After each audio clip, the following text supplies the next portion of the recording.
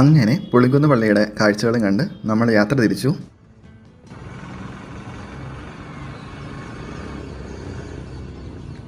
നമുക്ക് ഈ യാത്രയിൽ നമ്മുടെ എൻടോർക്കിൽ 38 to 40 km/ലിറ്റർ മൈലേജ് കിട്ടി.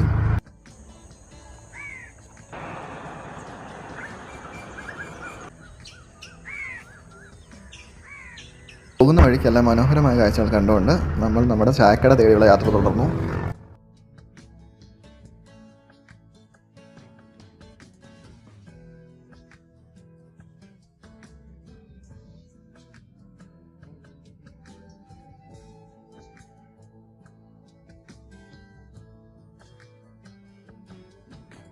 അങ്ങനെ ചായ കുടിച്ചുകൊണ്ട് നിന്നപ്പോഴാണ് എൻടോർക്കിന് മാത്രം പ്രത്യേകം ചായ വെക്കാൻ ഒരു സ്പേസ് ഉണ്ടെന്ന് നമ്മൾ കണ്ടത്.